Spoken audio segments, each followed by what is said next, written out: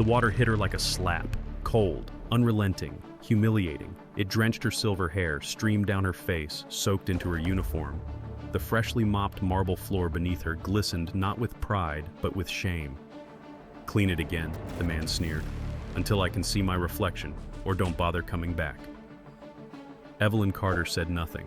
She stood there, trembling not from the icy splash, but from the silent fury rising in her chest. Greg Baldwin, the company's chief operating officer, didn't know who he had just humiliated. To him, she was just another aging janitor, useless, invisible, disposable. But that was exactly what she wanted him to think, because Evelyn wasn't Janice, the quiet night cleaner he had mocked for the past 2 weeks. She was the founder of the very company he was now poisoning with his cruelty, Orion Dynamics, a billion-dollar tech empire she had built from nothing but grit, vision, and 20-hour workdays. Now, she was back not as a legend in a tailored suit, but as a nobody in coveralls, and no one recognized her. Good. That was the plan. She had returned under a false name, hidden beneath a wig and thick glasses, to uncover the rot festering at the heart of her legacy. She had heard whispers, abuse, corruption, fear, but she never imagined it had gotten this bad. Not until the water hit her face. Not until she saw the smug look on Greg's face as he turned away, thinking he had just crushed another nameless soul. This wasn't just about her. This was about every janitor, every receptionist, every quiet worker who had been stepped on by those who confused power with worth. Evelyn wiped her face, straightened her back, and silently made a promise. This time, they won't see it coming. The silence of the 47th floor was a different kind of loud. Long after the glow of daylight had faded behind the Manhattan skyline, Orion Dynamics transformed into something colder, a fortress of glass and ego. The only footsteps echoing now belonged to the forgotten ones, the night crew. And among them, one woman moved with deliberate purpose. Evelyn Carter, still Janice to everyone else, pushed her cleaning cart slowly past the rows of frosted glass offices and polished display cases, her mind sharper than ever. Her soaked uniform from earlier had been replaced, but the sting of humiliation lingered beneath her skin like a bruise that refused to fade. She stopped at a window overlooking the city and studied the glowing skyline. How many of those buildings had leaders just like Greg Baldwin? Men intoxicated by their own reflections, blind to the people who kept their empires running behind the scenes. The floor creaked behind her. "Hey, you're new, right?" She turned. A young man in an oversized hoodie stood a few feet away, laptop in hand, wire-rimmed glasses sliding down his nose. His face was kind, cautious. "Name's Luis. Night It support," he said, offering a small nod. "I've seen you around. You move like someone who's not actually new." Evelyn raised an eyebrow. "Is that your way of saying I'm old?" Luis grinned. "No, ma'am.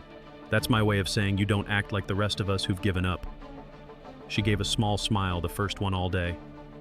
"I suppose I haven't." They stood in silence for a moment. Then Luis leaned in, voice lowered.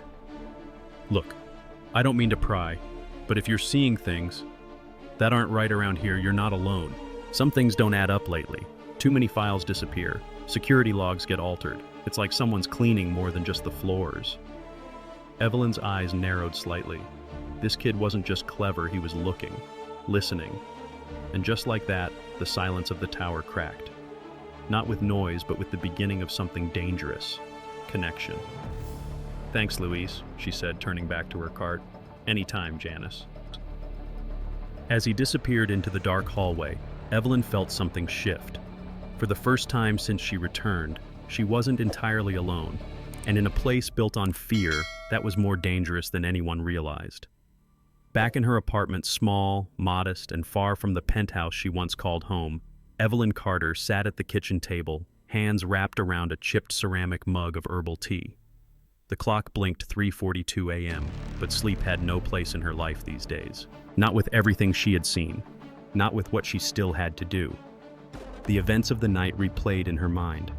Greg's arrogance, the cold slap of water, and then Luis.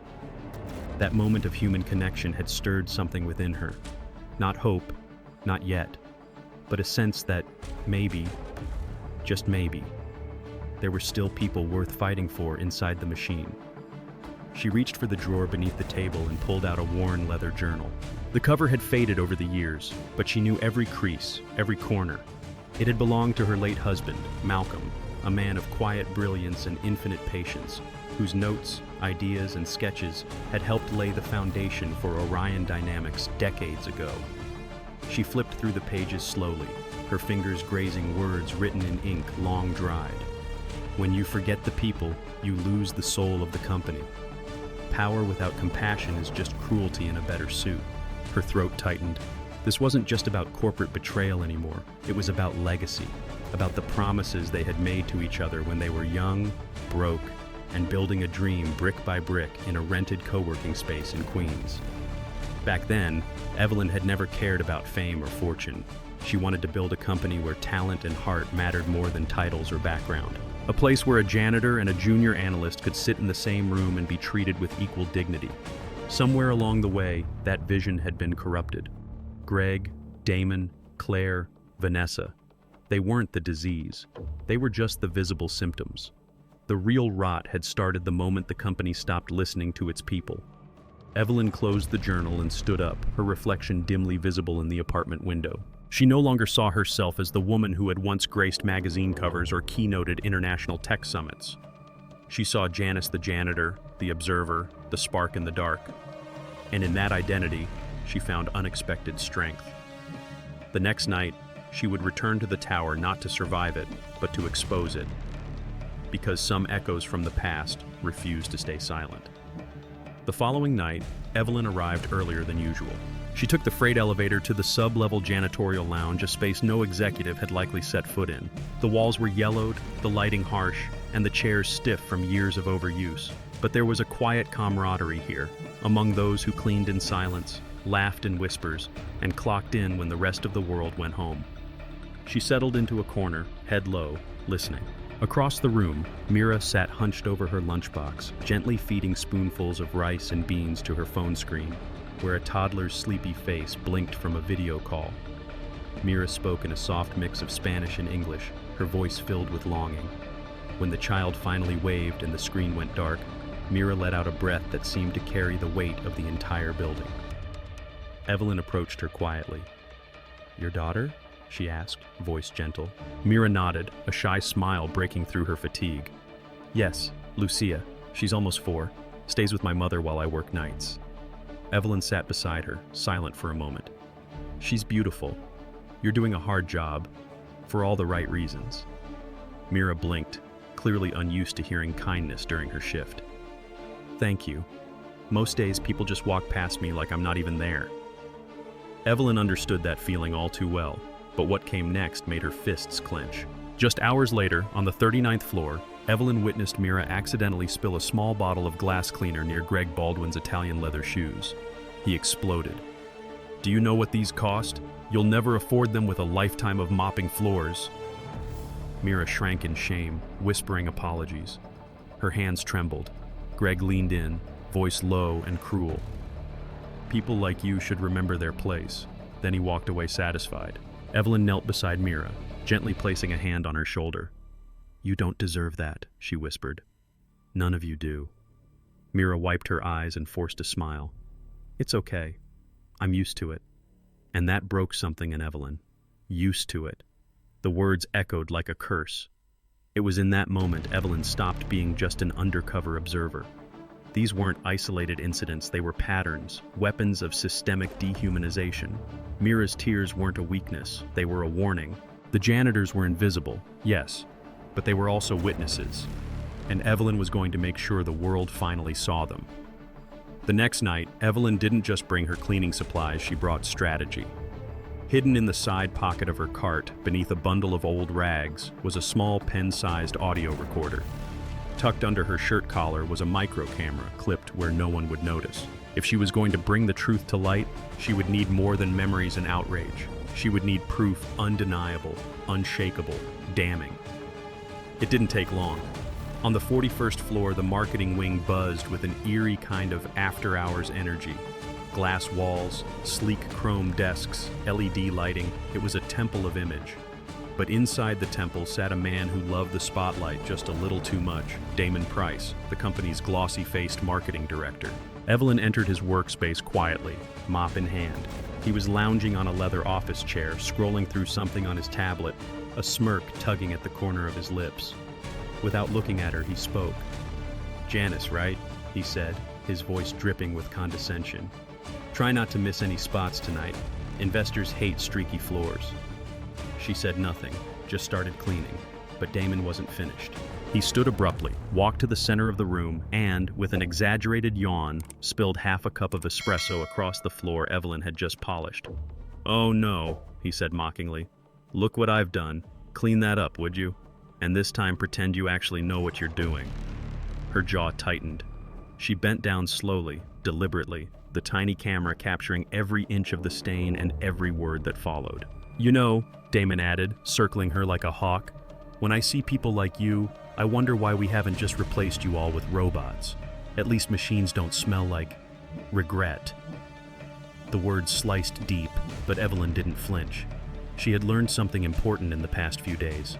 Silence, when weaponized correctly, was far more powerful than shouting. Let him speak. Let the camera record. Let the board hear the truth from his own smug mouth. Later that night, she met Luis in the break room. She handed him the first audio clip. "That's just the beginning," she said. Luis glanced at the file, brows furrowed. "We're really doing this, huh?" Evelyn nodded.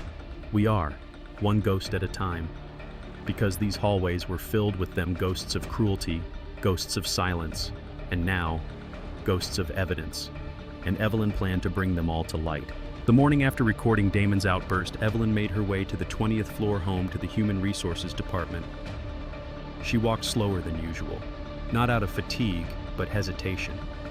If there was one place in Orion Dynamics that was supposed to stand for balance, fairness, and protection, it was here. The department built on principles, on people. But when the elevator doors opened, Evelyn was met not with warmth, but with the sterile chill of corporate indifference. Framed posters lined the walls. "Integrity begins with us. Every voice matters. Respect is our culture." Hollow words on glossy paper. She almost laughed. At the far end sat Claire Morton, the long-serving HR director. Impeccably dressed, her platinum blonde hair tied in a perfect twist, she scanned a spreadsheet as Evelyn approached. Claire didn't look up. "Janitorial concerns go through facilities, not here," she said flatly.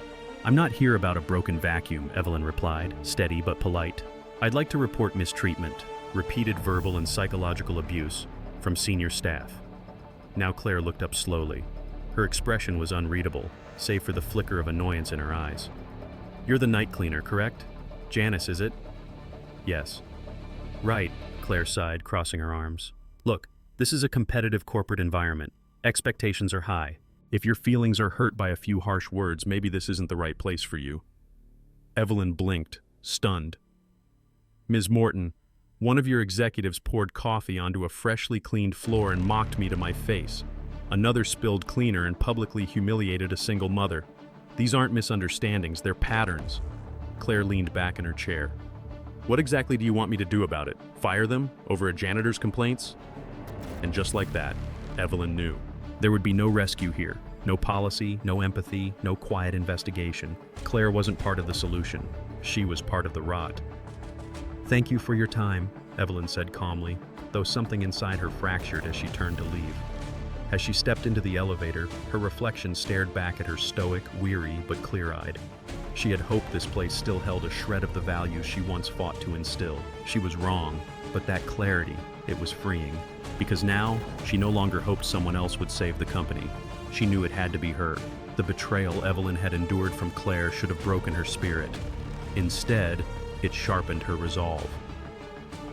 2 nights later, with her mic fully charged and the pinhole camera sewn expertly into her uniform collar, Evelyn found herself outside a narrow, glass-walled conference room at the far end of the 42nd floor.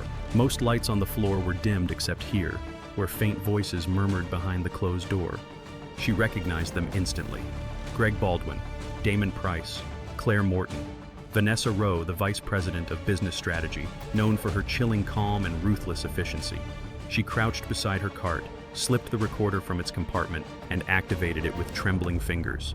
Her breath slowed, her eyes narrowed. Inside, the truth unfolded like a knife. "We don't have the luxury of waiting anymore," Greg said, his tone clipped.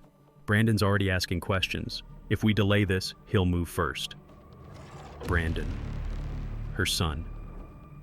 Evelyn froze, heart pounding. Vanessa's voice cut in smooth, sharp. "He's weak, too idealistic.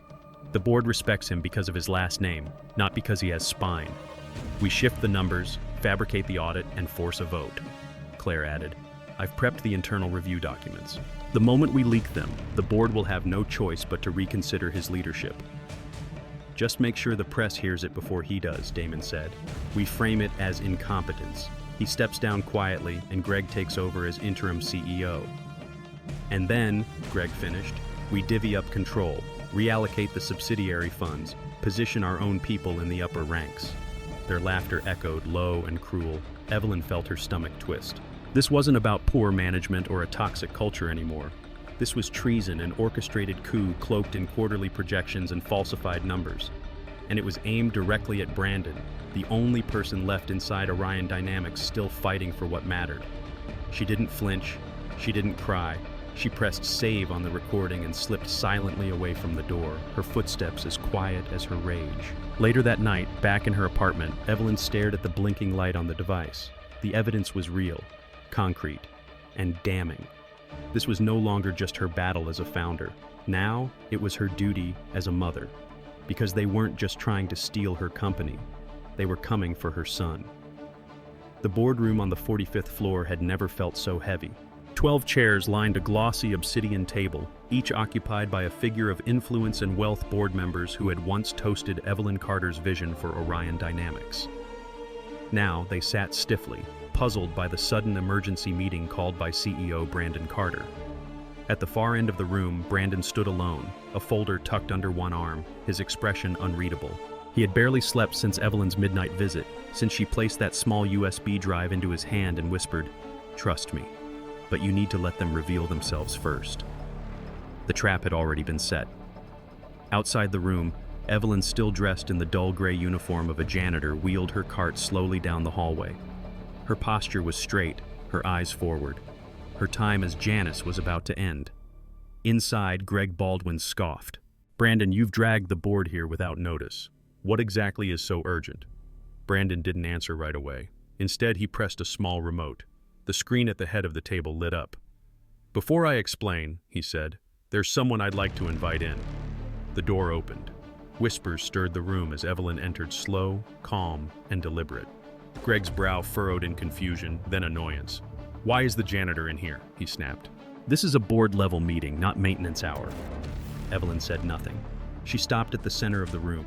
Her hands reached up and with steady fingers removed the silver wig, then the glasses. A silence fell like a thunderclap.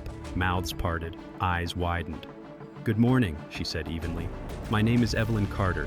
I am the founder of this company, and I have something you all need to see." Brandon plugged the USB into the main console. The room darkened. Screens flickered to life. Voices echoed. Greg's condescension, Damon's mockery, Claire's dismissiveness, Vanessa's icy collusion, and then the coup.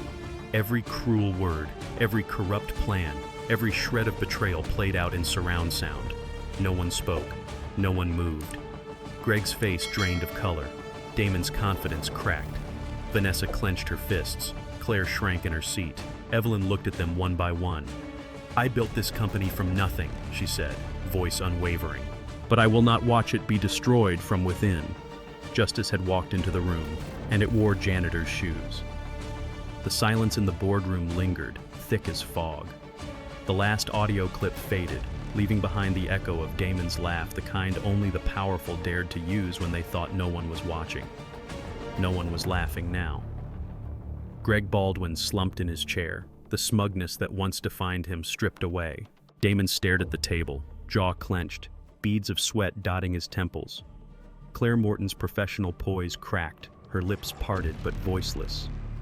Vanessa Rowe didn't move at all, frozen, like a statue carved from cold ambition.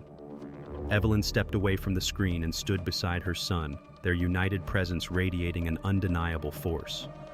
Brandon turned to the board, voice firm but composed. You've seen the evidence. Not just of moral failure, but of criminal intent, conspiracy, embezzlement, abuse of power. One of the elder board members, Mr. Harrington, leaned forward, eyes burning with fury. "Is this real?" he asked, his voice sharp. Evelyn nodded. Every second, every word, collected firsthand over weeks. Another member, Ms. Lynn, crossed her arms. "This isn't just betrayal. This is a complete violation of everything this company stands for." Brandon didn't wait.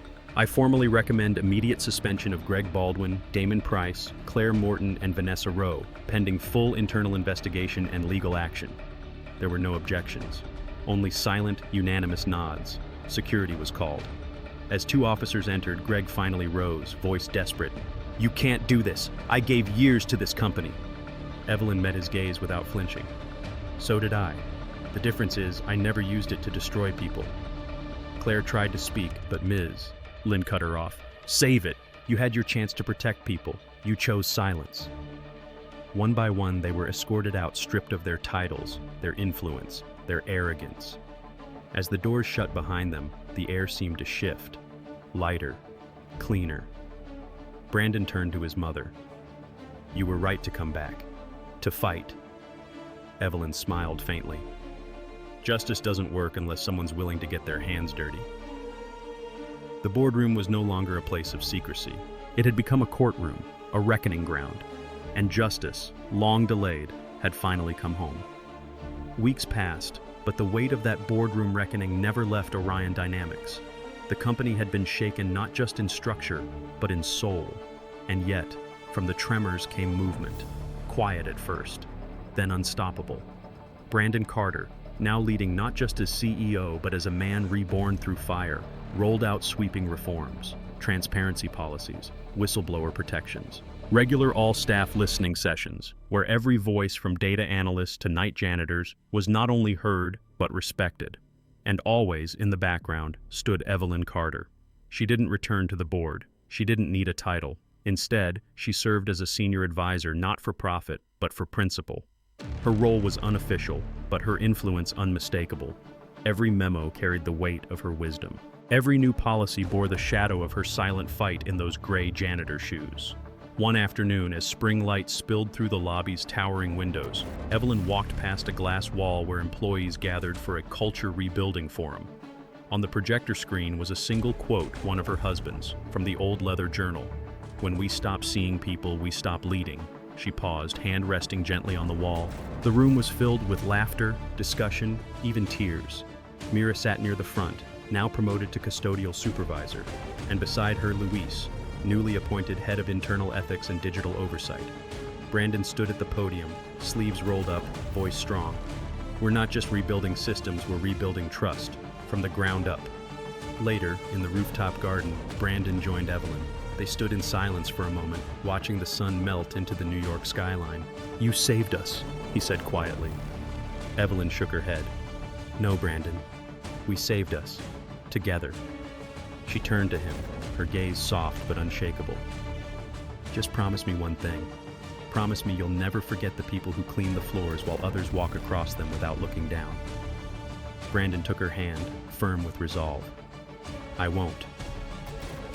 In that moment, Evelyn knew the company she once feared lost had not only survived, it had evolved. The ghosts were gone, and in their place stood something stronger, a company with a soul. In life, dignity is not defined by titles, but by how we treat others, especially those we believe have nothing to offer us. Evelyn Carter's journey reminds us that power can corrupt, but character will always reveal the truth. She did not fight back with anger or revenge, but with quiet courage, patience, and moral clarity. In an age where ambition often tramples kindness, her story is a call to return to human values, respect, fairness, and empathy. For older generations who've spent their lives working, raising families, and building communities, this story affirms that wisdom and lived experience remain priceless. It also reminds us that it's never too late to stand up for what is right, not just for ourselves, but for those who cannot. Sometimes, change begins not from the top, but from those who walk the quietest halls. Thanks for watching. If you enjoyed this video, don't forget to hit the like button, share your thoughts in the comments, and subscribe to the channel for more stories like this. See you in the next one. If you enjoyed this video, don't forget to hit the like button, share your thoughts in the comments, and subscribe to the channel for more stories like this. See you in the next one.